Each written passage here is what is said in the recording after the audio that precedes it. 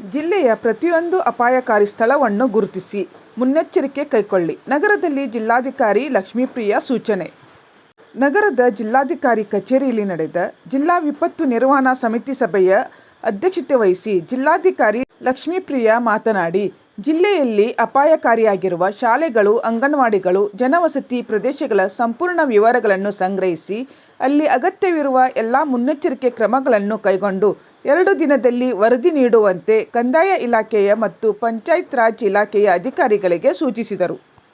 ಜಿಲ್ಲೆಯಲ್ಲಿರುವ ಶಾಲೆಗಳು ಮತ್ತು ಅಂಗನವಾಡಿಗಳ ಸಮೀಪ ಅಪಾಯಕಾರಿ ಮರಗಳು, ವಿದ್ಯುತ್ ಕಂಬಗಳು, ಶಿಥಿಲವಾದ ಕಾಂಪೌಂಡ್ ಗೋಡೆ, ಶಾಲಾ ಕಟ್ಟಡ ಹಾಗೂ ಗುಡ್ಡ ಕುಸಿತ ಸಂಭವಿಸುವ ಪ್ರದೇಶಗಳ ಬಳಿಯಲ್ಲಿ ವಾಸ ಮಾಡುತ್ತಿರುವ ಸಾರ್ವಜನಿಕರ ಸಂಪೂರ್ಣ ವಿವರಗಳನ್ನು ಸಂಗ್ರಹಿಸಿ ಆ ಪ್ರದೇಶದಲ್ಲಿ ಅಗತ್ಯ ಮುನ್ನೆಚ್ಚರಿಕೆ ಕ್ರಮಗಳನ್ನು ಹಾಗೂ ಕಾಳಜಿ ಕೇಂದ್ರಗಳನ್ನು ಗುರುತಿಸಿಟ್ಟುಕೊಂಡು ಈ ಕುರಿತು ಸಂಪೂರ್ಣ ವರದಿಯನ್ನು ಸಂಬಂಧಪಟ್ಟ ಅಧಿಕಾರಿಗಳು ಸಹಿ ಮಾಡಿ ದೃಢೀಕರಿಸಿ ಸಲ್ಲಿಸುವಂತೆ ಜಿಲ್ಲಾಧಿಕಾರಿಗಳು ಸೂಚನೆ ನೀಡಿದರು.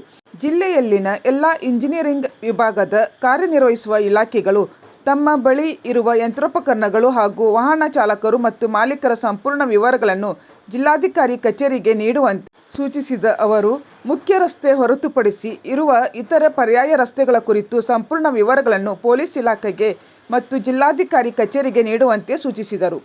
ಜಿಲ್ಲೆಯ ಯಾವುದೇ ಅಧಿಕಾರಿಗಳು ಕೇಂದ್ರ ಬಿಟ್ಟು ತೆರಳದಂತೆ ಕಟ್ಟುನಿಟ್ಟಿನ ಎಚ್ಚರಿಕೆ ನೀಡಿದ ಜಿಲ್ಲಾಧಿಕಾರಿಗಳು, ಜಿಲ್ಲೆಯ ಎಲ್ಲ ತಹಶೀಲ್ದಾರ್ಗಳು ಮತ್ತು ಉಪ ವಿಭಾಗಾಧಿಕಾರಿಗಳ ವಾಹನಗಳಿಗೆ ತುರ್ತು ಸಂಪರ್ಕಕ್ಕಾಗಿ ವೈರ್ಲೆಸ್ ಸಾಧನಗಳನ್ನು ಅಳವಡಿಸುವಂತೆ ಪೊಲೀಸ್ ಇಲಾಖೆ ಅಧಿಕಾರಿಗಳಿಗೆ ಸೂಚನೆ ನೀಡಿದರು.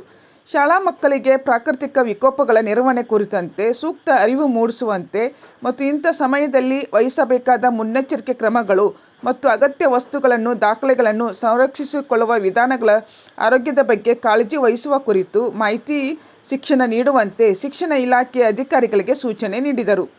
ಜಿಲ್ಲೆಯಲ್ಲಿ ಪ್ರಾಕೃತಿಕ ವಿಕೋಪಗಳು ಸಂಭವಿಸಿದ ಸಂದರ್ಭದಲ್ಲಿ ತುರ್ತು ಕಾರ್ಯಾಚರಣೆಗಾಗಿ ಜನ, ಜಾನುವಾರುಗಳ ರಕ್ಷಣೆ, ಸ್ಥಳಾಂತರ, ಪುನರ್ವಸತಿ, ಮೂಲಭೂತ ಸೌಲಭ್ಯಗಳನ್ನು ಒದಗಿಸುವುದು, ಆರೋಗ್ಯ ರಕ್ಷಣೆ, ಹಿರಿಯ ಅಧಿಕಾರಿಗಳ ನೇತೃತ್ವದಲ್ಲಿ ವಿವಿಧ ಸಮಿತಿಗಳನ್ನು ರಚಿಸಿದ ಜಿಲ್ಲಾಧಿಕಾರಿಗಳು ಎಲ್ಲ ಸಮಿತಿಗಳು ಅತ್ಯಂತ ಕ್ರಿಯಾಶೀಲವಾಗಿ ಕಾರ್ಯನಿರ್ವಹಿಸಿ ಸಾರ್ವಜನಿಕ ಸಮಸ್ಯೆಗಳಿಗೆ ತ್ವರಿತವಾಗಿ ಸ್ಪಂದಿಸುವಂತೆ ಸೂಚನೆ ನೀಡಿದರು.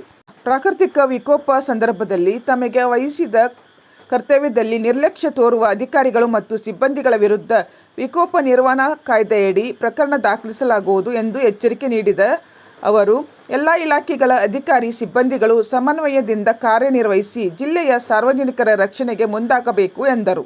ಸಭೆಯಲ್ಲಿ ಜಿಲ್ಲಾ ಪಂಚಾಯತ್ ಮುಖ್ಯ ಕಾರ್ಯನಿರ್ವಹಣಾಧಿಕಾರಿ ಈಶ್ವರ್ ಕುಮಾರ್ ಕಾಂದು, ಕಾರವಾರ ಉಪ ವಿಭಾಗಾಧಿಕಾರಿ ಕನಿಷ್ಕ, ಡಿಎಫ್ಒ ರವಿಶಂಕರ್, ಎಸ್ಪಿ ಜಗದೀಶ್, ಅಪರ ಜಿಲ್ಲಾಧಿಕಾರಿ ಪ್ರಕಾಶ್ ರಜಪೂತ್ ಹಾಗೂ ವಿವಿಧ ಇಲಾಖೆಯ ಅಧಿಕಾರಿಗಳು ಉಪಸ್ಥಿತರಿದ್ದರು.